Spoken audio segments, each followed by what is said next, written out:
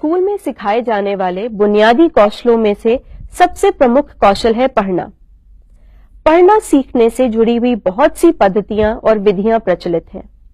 वर्णमाला पद्धति शायद इनमें से सबसे ज्यादा लोकप्रिय पद्धति है। यह पद्धति 3 आधारों पर टिकी हुई है: अक्षरों की आकृति, अक्षरों से जुड़ी ध्वनियां और अक्षरों की क्रमिकता। इस पद्धति की सीमाएं भी हैं। यह पद्धति बच्चों को पढ़ने का मौका नहीं देती, उन्हें अधूरा पाठक बनाती है और अर्थ ढूंढने की इजाजत नहीं देती। इस स्थिति को गंभीरता से समझने की जरूरत है। सुप्रसिद्ध शिक्षाविद प्रोफेसर कृष्ण कुमार इस पद्धति के विकल्पों की ओर हमारा ध्यान खींचते हैं। इस समय पढ़ना सिखाने की विधियां जो देश में इस्तेमाल हो रही हैं, ये हमारी दृष्टि में बहुत सफल नहीं है, उपयोगी नहीं है। और ये मान लेने का समय अब आ गया है कि हमको कुछ नई विधियों का इस्तेमाल करना होगा, चाहे वो गणित में हो, चाहे विज्ञान में हो या भाषा में हो। कुछ ऐसे बुनियादी कौशल हमारे स्कूलों में अच्छी तरह से प्राप्त नहीं हो पाते। अच्छी तरह से यानी इस तरह से कि उन कौशलों का प्रयोग फिर बच्चा सहज होकर कर सके। और इन कौशलों में शायद सबसे प्रमुख कौशल है पढ़ने का कौशल। मैं शायद इसलिए लगा रहा हूं क्योंकि मैं व्यक्तिगत रूप से अभी भी मानता हूं कि सुनने का कौशल शायद सबसे महत्वपूर्ण कौशल है, जो कि हमारे स्कूलों में आज भी उपेक्षा का विषय है। पढ़ना सिखाने की बेहतर विधियों का प्रचार और प्रसार हम करें और खासकर इन विधियों को शिक्षकों के प्रशिक्षण में प्रवेश दिला सकें, जिससे हमारे शिक्षक को इस विषय में जो एक तरह का रहस्यात्मक वातावरण फैला हुआ है उसमें कुछ दृष्टि मिले। रहस्यात्मक इसलिए है क्योंकि वास्तव में जैसा कि मैंने आपसे कहा, ये तमाम कारक भवन के, पोषण के थोड़े थोड़े दूर होने के बावजूद बच्चों का उपलब्धि स्तर नहीं बढ़ रहा है। और पढ़ना कक्षा 1 में लगभग पूरे ही साल पढ़ाया जाता है, फिर भी बहुत से बच्चे पढ़ नहीं पाते। और सर्वेक्षणों के तो कोई अंत नहीं है। बार बार ये शायद शिकायत आती है कि 4वीं 5वीं तक बच्चे पहुंच जाते हैं, लेकिन वो स्वतंत्र रूप से पढ़ नहीं पाते। तो ये जो पूरी प्रवृत्तियां हैं हमारी पद्धति की, इन प्रवृत्तियों को आप कक्षा 1 से ही देखना शुरू कर सकते हैं। और जिन स्कूलों में कक्षा 1 से भी पहले पढ़ाई होती है, उनमें और भी पहले से आप ये प्रवृत्तियां देख सकते हैं। इस बात की प्रवृत्ति कि हमारे शिक्षक का ध्यान पढ़ने के कौशल के नाम पर मुख्यतः इस बात पर रहता है, कक्षा 1 में आप जाकर के अगर इसको देखें, इस बात पर रहता है कि बच्चे सभी अक्षरों की ध्वनियां पहचान लें, अक्षर पहचान लें और उस अक्षर से जुड़ी हुई ध्वनि पहचान लें। और यही चर्चा हमने आपके साथ पिछली बार बड़े विस्तार से की थी कि ये जो पद्धति है, जिससे उस बार की चर्चा में मुझे याद है कि कम से कम 7-8 लोग, जिनके नाम मैंने बड़े गौर से दर्ज कर लिए थे, कि फिर जब मिलेंगे तो पूछेंगे, जिन्होंने कहा था कि सर हम अभी कन्विंस नहीं है इस बात से कि ये पद्धति ठीक नहीं है। क्योंकि वर्णमाला पद्धति, जिसमें अक्षर और अक्षरों की ध्वनियों से गहरा परिचय कराया जाता है, ये पद्धति कई हजार वर्ष पुरानी है। और इस पद्धति में इसलिए अनेक शिक्षकों का अटूट विश्वास है। वो जो पद्धति है, उस पद्धति में ऐसी कई बातें हैं जो कि बाल मनोविज्ञान से जुड़ नहीं पाती। तो ऐसा नहीं है कि ये पद्धति पूर्णतः असफल है या पूर्णतः गलत है, ऐसा कुछ भी नहीं। इस पद्धति में भी कोई ना कोई सफलता जरूर मिलती है। अंतर एक ही है, और वो अंतर ये है कि इस पद्धति से हरेक बच्चे को जल्दी से जल्दी पढ़ना सिखाना बहुत मुश्किल है। एक तो ये बात है, और दूसरे पढ़ना सिखाने के जो अन्य उद्देश्य हैं, उन उद्देश्यों को प्राप्त करने में ये पद्धति बहुत उपयोगी नहीं है। पहली बात पर बहुत संक्षेप में मैं प्रकाश डालूंगा कि ये जो स्थिति है कि थोड़े से बच्चों को अगर सफलता मिलती है तो फिर बाकियों को क्यों नहीं मिलती, ये स्थिति हमको समझना होगा कि ये भारत के लिए एक नई स्थिति है कि हम लोग हर बच्चे को आज शिक्षित करने का प्रयास कर रहे हैं। भले ही हमारी संस्कृति हजारों साल पुरानी है, लेकिन ये प्रयास पहली बार हमारी संस्कृति में, हमारे समाज में हो रहा है। वरना हमारे समाज में जो शिक्षा व्यवस्था थी, चाहे प्राचीन काल में, चाहे मध्य युग में, चाहे अभी 100 साल पहले तक, जो आजादी आप कह सकते हैं, वो व्यवस्था यही थी कि थोड़े से लोग अगर पढ़ना सीख जाएं, थोड़े से लोग अगर विद्वान हो जाएं तो बहुत है। और बहुत बड़ी तादाद में समाज में बहुत से लोग केवल मौखिक या वाचिक संस्कृति से ही काम चलाते थे। जिन बच्चों के पास स्कूल के बाहर यानी घर पर भी कुछ सहयोगी वातावरण होता है, वो किसी न किसी प्रकार पढ़ना सीख जाते हैं। घर पर अगर माता पिता शिक्षित हैं, घर पर थोड़ी बहुत किताबें हैं, या माता पिता बड़े भाई बहन रुचि लेते हैं, तो आप मान के चलिए कि स्कूल में कितनी ही मुश्किलें हो तो भी कुछ ना कुछ काम चल जाता है और बच्चा किसी प्रकार से पहली में नहीं तो दूसरी नहीं तो तीसरी तक आते आते पढ़ना सीख लेता है। लेकिन आज सर्व शिक्षा अभियान में आप देखते होंगे कि ऐसे अनेक बच्चे आ रहे हैं जिनके घर पर ऐसा वातावरण नहीं है, जिनके घर पर पूर्णतः निरक्षर माता पिता है या भाई बहन भी निरक्षर हैं, या अगर निरक्षर नहीं है तो अपने काम में इस कदर मशरूफ है कि उनके पास बच्चे पर ध्यान देने का समय नहीं है। इसलिए घर से कोई सहयोग पाने की अपेक्षा आज का प्राथमिक शिक्षक सब बच्चों के संदर्भ में नहीं कर सकता। और इसलिए भी ये प्रश्न उठता है कि ऐसी पद्धति जो कि थोड़े से बच्चों के साथ ही सफल हो पाती है, क्यों इस्तेमाल की जाए या कैसे इस्तेमाल की जाए, ये सवाल है। इस पद्धति में जो सीमा है या समस्या है, वो समस्या यही है कि ये पद्धति बच्चे से अथक धैर्य की मांग करती है। और ये मांग ये इसलिए करती है कि एक तरफ बच्चे का मन है और दूसरी तरफ इस पद्धति की सीमा है। इन दोनों को समझ लीजिए तो हम समझ जाएंगे कि ये बच्चे से अथक धैर्य की मांग क्यों करती है। देखिए, इस पद्धति में जो विशेषता है वो यही है कि ये पद्धति हमसे कहती है पहले इस चरण को पार करो तब तुम्हें आगे का फल मिलेगा। और ये चरण क्या है कि हर अक्षर की आकृति सीख लो और उस आकृति के साथ जुड़ी हुई ध्वनि पहचान लो, उसको ठीक से उच्चारित करना सीख लो और इन अक्षरों को एक क्रम में जिस तरह वर्णमाला में रखा जाता है, इसीलिए उसको वर्णमाला कहते हैं। वो माला ऐसी नहीं है कि यहां कनेर का फूल लगा दिया तो वहां चांदनी का, जहां चाहे जिस क्रम से कर दिया। एक निश्चित उसमें क्रम है, पहले स्वर है पूरे, उसके बाद व्यंजन है, फिर व्यंजनों में भी एक क्रम है, आपने देखा होगा। लेकिन वर्णमाला पद्धति कहती है कि नहीं भाई, इस माला के इन फूलों को आप इस तरह से नहीं करेंगे, आप इनको क्रम से करेंगे। जब ये तुम सीख लोगे अच्छी तरह से तो फिर धीरे धीरे तुम्हें पढ़ना आने लगेगा। अभी तो केवल अक्षर ज्ञान करो, अभी केवल स्वर और व्यंजन ज्ञान करो, ध्वनियां सीख लो, क्रम सीख लो। अभी ये कोशिश करोगे कि भाई इस किताब पर क्या लिखा है, ये एकदम अभी पढ़ने की कोशिश करोगे तो नहीं समझना है। पहले ये समझो कि ये जो पहला अक्षर है ये वर्णमाला में किस जगह पर है, उसका पहचानो, उसकी ध्वनि पहचानो।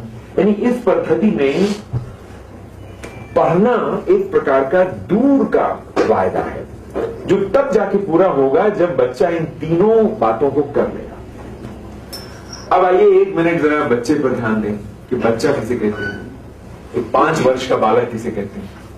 5 वर्ष का बालक उसे कहते हैं जो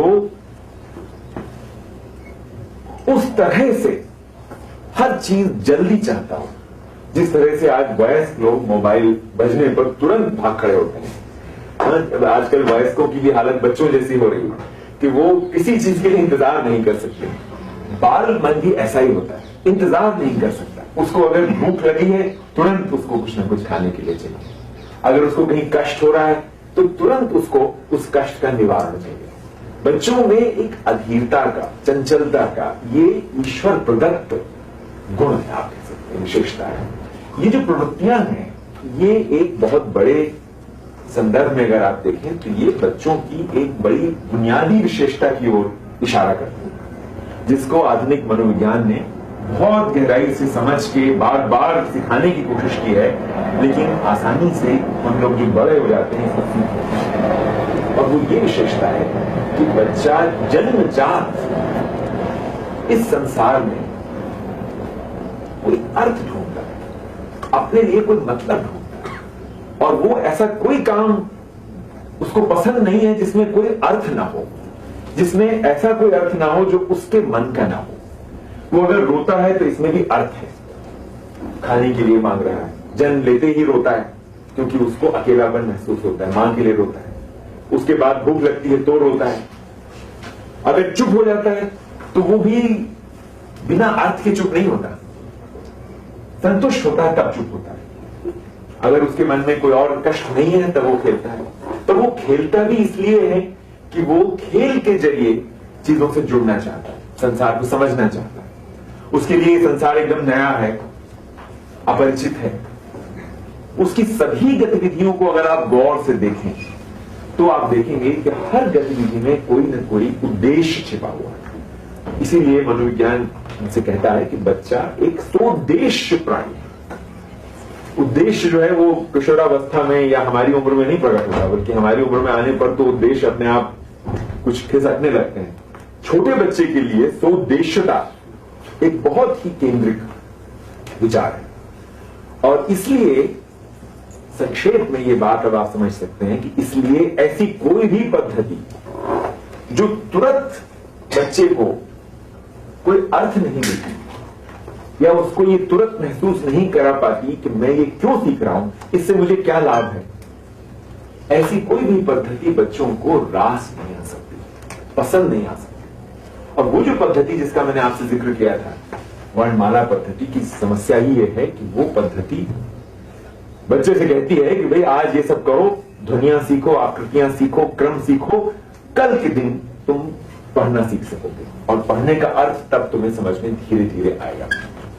ये पद्धति थोड़े से बच्चों के साथ काम कर जाती, लेकिन आज जो स्थिति है इसमें हम अगर सामान्य बालक पर विचार कर रहे हैं जिसके घर पर ऐसा वातावरण नहीं है, और हम सहज बाल प्रवृत्तियों पर विचार करके किसी ऐसी पद्धति का अगर संधान कर रहे हैं जो कि हर एक बच्चे पर सफल हो सके, या जिसमें इस बात की संभावना हो कि हर एक बच्चे में उसमें रस लेने की प्रवृत्ति उत्पन्न हो जाए, तो ऐसी स्थिति में आवश्यक है कि हम पढ़ने के कौशल को इस प्रकार देना शुरू करें जिसमें पहले ही दिन से कुछ सार्थकता नजर आए, जिसमें पहले दिन ये ना कहना पड़े कि आज तो केवल क या अ आ ई आज पढ़ोगे और अभी कई दिन पढ़ते रहोगे, तब जाके धीरे धीरे स्वर ज्ञान होगा। उसके स्थान पर हम पहले ही दिन कुछ सफलता बच्चे को महसूस करा सकें कि उसने खुद कुछ पढ़ा। और यहां जब आप ये शब्द इस्तेमाल कर रहे हैं खुद कुछ पढ़ा, तो इसका आशय होगा कि ऐसा पढ़ा क्योंकि हो सकता है कि वो पूरी तरह से उन अक्षरों को पहचान के न पढ़ पाया हो, लेकिन उसको ये सुख मिला कि मैंने पढ़ा। और यहां हम कहना चाह रहे हैं कि जो पढ़ना शब्द है इसका भी थोड़ा सा अलग अर्थ हमको लेना होगा। अभी तक हम इसका अर्थ ये लेते आ रहे हैं कि पढ़ना उसे कहेंगे कि जब अक्षरों को पहचान कर उनकी सही ध्वनियों में उन अक्षरों का उच्चारण करके कोई बच्चा किसी शब्द को पढ़कर सुना दे, उसको पढ़ना कहेंगे। यानी अगर वहां लिखा हुआ है कबूतर तो वो कहे कि हाँ क ब बड़े ऊ की मात्रा त र कबूतर, तब जाके पुराना शिक्षक खुश होता है कि हाँ इसने कबूतर पढ़ लिया। कबूतर पढ़ने से आशय क्या हुआ कि कबूतर शब्द में जो चारों यहां पर अक्षर आ रहे हैं, उनमें लगी हुई मात्रा आ रही है, उसके साथ जुड़ी हुई ध्वनियां हैं, इन सबको उसने पहचान के पढ़ा। और अगर आप ऐसे शिक्षक से कहें कि भाई यहां पर एक कबूतर का चित्र हम बना देते हैं और उसके नीचे कबूतर लिखा हुआ है, और हम बच्चे से कहते हैं कि देखो ये कौन सा पक्षी है, और बच्चे पक्षी तो पहचान लेंगे कि भाई कबूतर है, नहीं भी पहचाने हम बता देते हैं कि कबूतर है। तो ये अगर कबूतर है तो नीचे क्या लिखा होगा, तो कोई बच्चा अनुमान से कह सकता है कि अगर जी पक्षी का चित्र है तो नीचे कबूतर ही लिखा होगा।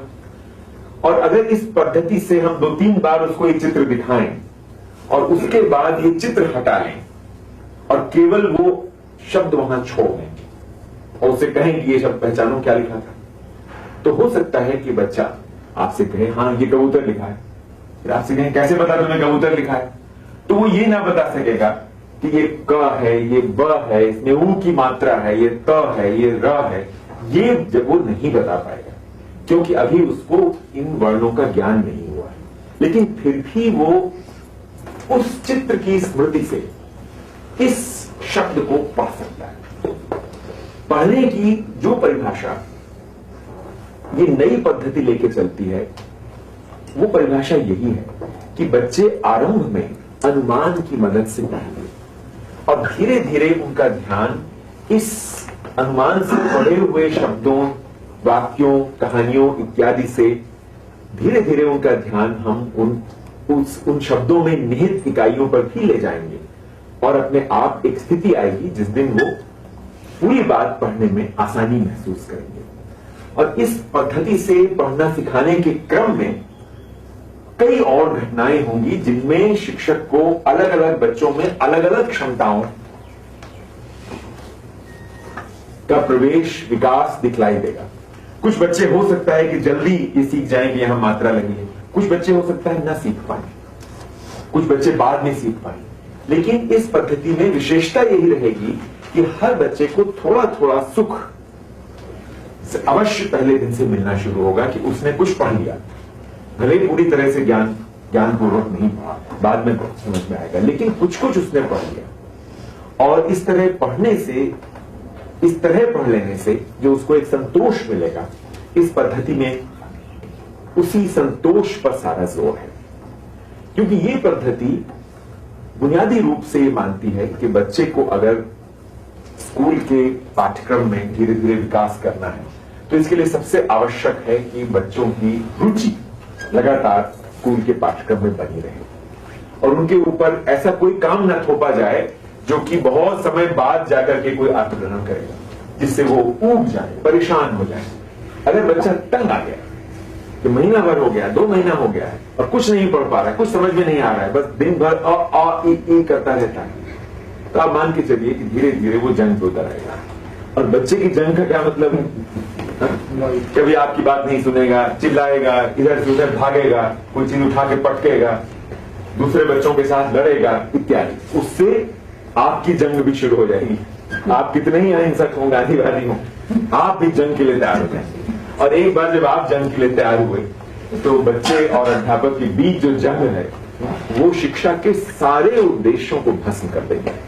ये हर एक अध्यापक को पता है कि जब एक बार प्यार की जगह लड़ाई शुरू हो गई तो फिर कोई उद्देश्य प्राप्त नहीं हो सकता। शिक्षा की पद्धति में एक बुनियादी विषय यही है कि जब तक प्यार बना हुआ है, विश्वास बना हुआ है, तभी तक इस बात की संभावना है कि बच्चे आपसे कुछ सीख सकेंगे।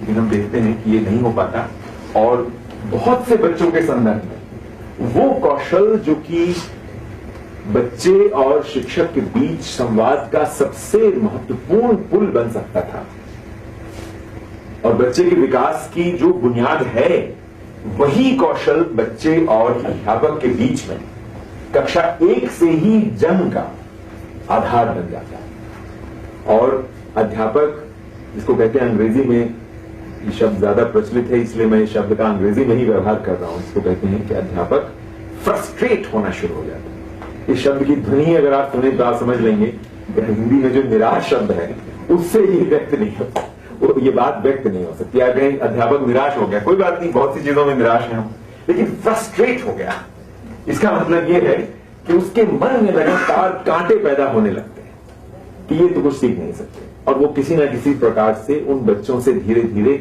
विमुख हो जाता है, उदासीन हो जाता है। उनके प्रति उसका राग भाव, प्यार का भाव, धैर्य का भाव, जो बड़ी मुश्किल होता है, वैसे ही बड़ा मुश्किल होता है छोटे बच्चों से धैर्य बनाए रखना, बिल्कुल ही खत्म हो जाता है। और धीरे धीरे स्थिति यह आ जाती है कि पहले ही वर्ष में जाड़े तक बहुत से बच्चों के मन में यह भाव पैदा हो जाता है कि ये जो आदमी है या ये जो महिला है ये मुझसे प्यार नहीं करता है और अब इसको मेरी परवाह नहीं है।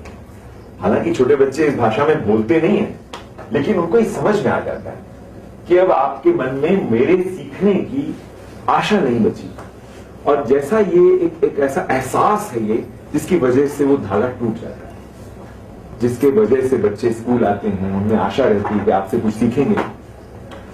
तो ये जो पूरी भूमिका है ये हमने सिर्फ इसलिए बांधी जिससे कि हम लोग एक बार दोबारा इस पर लौट सकें कि पढ़ने का कौशल किस तरह आज की स्थिति में परिभाषित किया जाए और इस परिभाषा में ये बात बनी रहे कि एक तो हर बच्चे को पढ़ना सिखाने का अरमान पूरा करना है, नंबर 1। दूसरा, अगर ये अरमान पूरा होना है तो ये आवश्यक होगा, जैसा कि इस परिभाषा में निहित, पहले वाली चर्चा में निहित था, कि पहले ही दिन से पढ़ना एक सार्थक अनुभव होना चाहिए। पहले ही दिन से इसमें कुछ ना कुछ संतोष, कुछ ना कुछ खुशी मिलनी चाहिए, यानी कि मैं कुछ ना कुछ पढ़ सकता हूं, इस बात का एहसास होना चाहिए। और इस आधार पर आप इस नई परिभाषा में कह सकते हैं कि दरअसल पढ़ना एक ऐसा कौशल नहीं है जो कि पढ़ाया जाना हो, बल्कि एक ऐसा कौशल है जो कि धीरे धीरे विकसित होना है। जैसे कि फूल विकसित होता है, फूल को आप खिला नहीं सकते। आप कहें कि भाई ये कली है, मेरे पास तो टाइम है नहीं, इसकी ही पंखुड़ियों को थोड़ा थोड़ा फैला करके और हम खिला देते हैं, संभव नहीं होता। इसी तरह से ये पढ़ने का कौशल है, इस कौशल को विकसित होने का मौका देना है। और विकसित होने का मौका देने का अर्थ ही है कि अधिक से अधिक मात्रा में बच्चे को ऐसी सामग्री उपलब्ध कराना है जिसमें बच्चे में रुचि पैदा करने की क्षमता हो, आकर्षित करने की क्षमता हो, और जिसको पढ़ते समय, यानी कि जिसको देखकर अनुमान से ही पढ़ते समय बच्चे को थोड़ा थोड़ा सुख मिलने लगे इस बात का। भले ही वो धोखा है, वो सुख असली सुख नहीं है, पूरी तरह नहीं पढ़ सकता है, लेकिन उसको इस बात का थोड़ा थोड़ा एक सुख मिलने लगे कि मैं पढ़ सकता हूं, क्योंकि इस सुख से जुड़ा हुआ है बच्चे का आत्मविश्वास।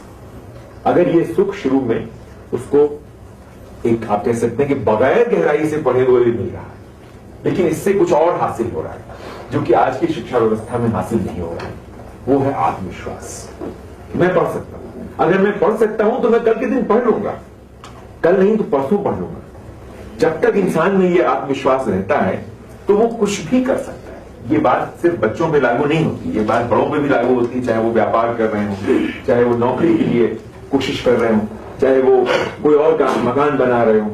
अगर उनके मन में ये आत्मविश्वास बना रहता है कि मैं कर सकता हूं, यानी मेरी ऐसी क्षमता है, तो वो आज नहीं तो कल, कुछ वर्ष बाद कुछ ना कुछ कर लेंगे।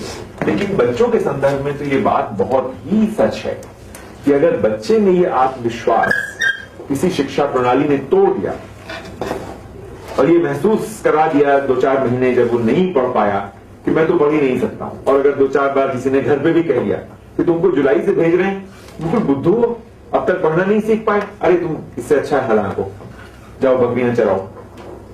अगर किसी ने इस तरह बोल दिया तो आप समझिए कि फिर बच्चे का आत्मविश्वास बिल्कुल ही टूट जाएगा। और ये एक सच्चाई है कि घरों में इस तरह की बातें बच्चों को अक्सर सुनने को मिलती हैं। अगर खास करके शुरू के कुछ महीनों में उनमें कोई ऐसा विकसित नहीं हो सका कौशल जिसको माता पिता महसूस कर सके, तो इस तरह की बातें बहुत आम तौर पर उनको सुनने को मिलती हैं, और ऐसी स्थिति में आत्मविश्वास टूट जाता है। तो हमको पढ़ने के कौशल की कोई ऐसी परिभाषा रचने का प्रयास अपने मन में करना है जिसमें ये सारी विशेषताएं हों, और जो पढ़ने के कौशल को प्रत्यक्ष रूप से देने के स्थान पर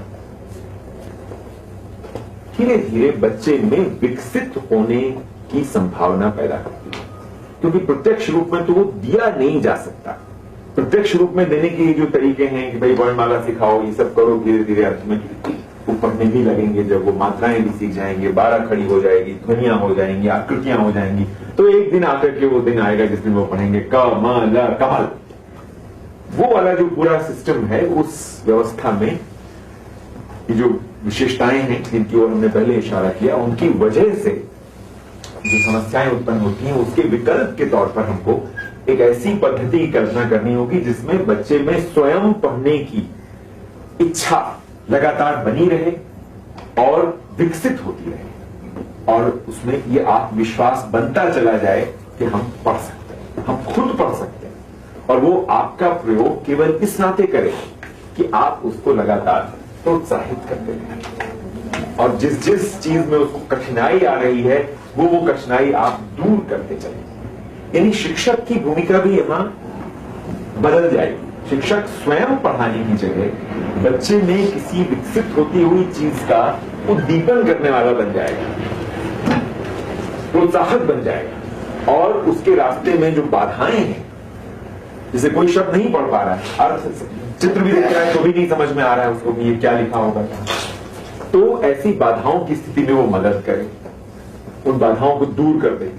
तो ऐसी पद्धति हमको विकसित करने की एक कोशिश करना है अपनी कक्षाओं में।